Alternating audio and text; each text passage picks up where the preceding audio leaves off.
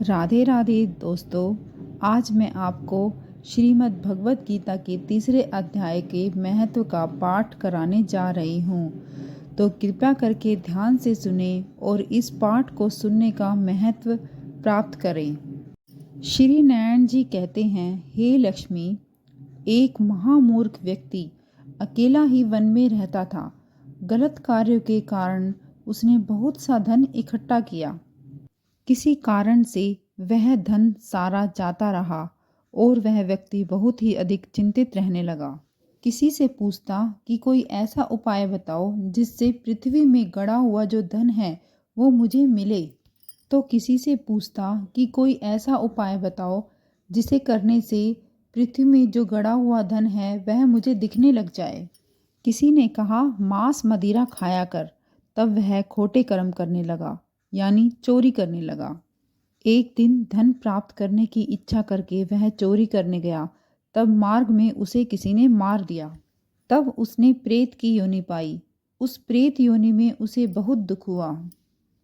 एक वट के वृक्ष पर 7 दिन चिल्लाया करता कि कोई ऐसा भी है जो इसे इस अधम देह से छुटकारा दिलवाए। कुछ दिनों बाद उसकी पत्नी ने, जो गर्भवती थी, उसने एक पुत्र को जन्म दिया। जब वह पुत्र बड़ा हुआ तब उसने अपनी माता से पूछा कि उसके पिता क्या काम करते थे, कौन सा व्यापार करते थे और उनका देहांत किस प्रकार हुआ। तब उसकी माता ने बताया कि बेटा, तेरे पिता के पास बहुत सा धन था। वह सारा धन यूं ही जाता गया और इसी चिंता में वह बहुत चिंतित रहने लगे। और एक दिन धन की लालसा के लिए वो चोरी करने चले गए और मार्ग में उन्हें किसी अन्य चोरों ने मार दिया। यह सुनकर बेटे ने कहा कि माता, उनकी गति कराई थी। तब माता ने उत्तर दिया, नहीं बेटा, उनकी गति नहीं कराई थी हमने। तब बेटे ने कहा कि माता, हमें अपने पिताजी की गति करानी चाहिए। तब माता ने कहा, ठीक है। तब वह एक पंडित के पास गया और पूछा और पंडित से प्रार्थना की कि हे पंडित जी, मेरे पिता एक दिशा में गए और वहाँ उनकी मृत्यु हो गई, तो कहिए उनका क्या उद्धार हो सकता है। तब पंडित जी ने कहा कि तू गया जी जाकर उनकी गति कर, तब तुम्हारे पितरों का उद्धार होगा। यह सुनकर बेटे ने अपनी माता की आज्ञा ली और गया जी को गमन किया। प्रयागराज में स्नान करके दर्शन करके वह आगे बढ़ा और एक वृक्ष के नीचे वह थककर बैठ गया। तब उसे वहाँ पर बड़ा भय प्रतीत हुआ। यह वही वृक्ष था जहाँ पर उसके पिता प्रेत योनि को प्राप्त हुए थे और चोरों ने उसी स्थान पर उसको मारा था। तब उस बालक ने अपना गुरु मंत्र पढ़ा। उसका एक और नियम था, वह प्रतिदिन गीता का एक अध्याय का पाठ किया करता था। आज उसने गीता के तीसरे अध्याय का पाठ किया तो वह पाठ उसके पिता ने प्रेत योनि में भी सुना। तो उस गीता के अध्याय के पाठ को सुनकर उसके पिता की प्रेत योनि छूट गई और वह देवताओं के शरीर के समान हो गया।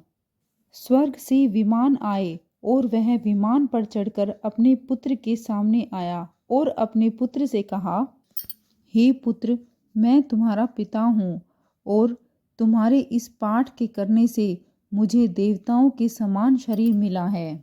मैं तो मरकर प्रेत ही हुआ था, लेकिन अब मेरा उद्धार हुआ है, तो मैं अब स्वर्ग जा रहा हूँ। अब तू गया जी अपनी खुशी से जा।